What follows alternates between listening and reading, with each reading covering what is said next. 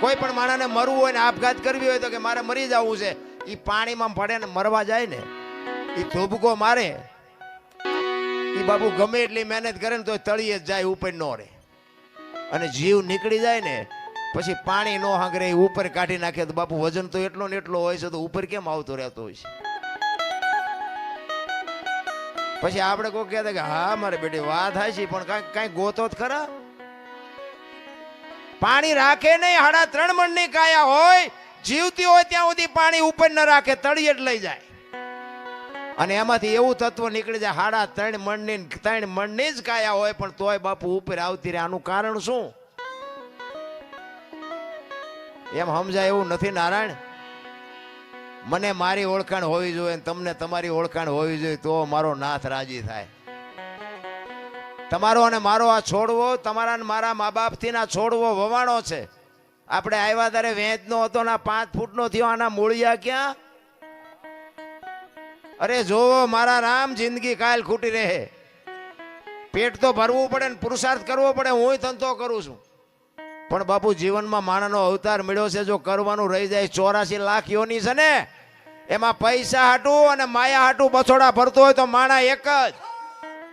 કોઈ કૂતરા કાગડા ભૂંડા કોઈ પૈસાની જરૂર નથી. અને કોઈ જીવ ભૂખ્યો રહેતો હોય તો મને કયો, અને માણાનું ભરાતું હોય તો મને કયો.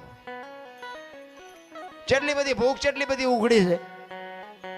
તમે જોવો તો ખરા માણા કેટલી આમ ઓલા બળદિયાના નાકમાં નાથ નાખે ને કાંતે જોરા મૂકીને જમીન ઉખડાવીને પૈસા પેદા કરે. હાંડિયાની ગાડીઓ બનાવીને માલ ઢળાવીને પૈસા પેદા કરે. ઘોડાને લગામું નાખીને ડિસ્કો કરાવીને પૈસા પેદા કરે. સિંહ જેવા જનાવરને હળગતી રીંગું હોવારા કાઢે. બોલો સિંહ પાસે જવાય? ઈને મારી મારીને ઘો જેવા કરીને આમ હોવારા કાઢીને પૈસા કમાય. બોલો અરે એની ક્યાં વાત કરો. ગાયોના ને ભેહુના બસડા ને બાપુ દૂધ નો ધાવવા દીધું, વચ્ચેથી આપણે ખાઈને રૂપિયા બનાવવા માંડી ગયા. જોવો તો ખરા, ભૂખ ઉઘડી છે ને. કે હું તો એમ કહું છું કે આ ગાયોના ને ભેહુના બસડા ને જો ધરીને ધવરાયા હોત ને તો આ થાંભલ્યું હોનાની હોત મારા રામ. અહીંથી લઈ લો, અહીંથી લઈ લો, અહીંથી લઈ લો. હું તો એમ કહું જાવ તાર લેતા જજો ને બીજા વાપરશે. કાંઈ છે જ નહીં નારાયણ. માણસ જન્મે દીધી 2-2.5 કિલોનો હોય, 80-100 વર્ષ જીવન મરી જાય ને શમશાનમાં લઈને હળગાવી નાખો અને રેખ્યા ભેળી કરીને જોકો એટલે 2-2.5 કિલો થયા તો અમથા ઠેકડા મારવાના છે.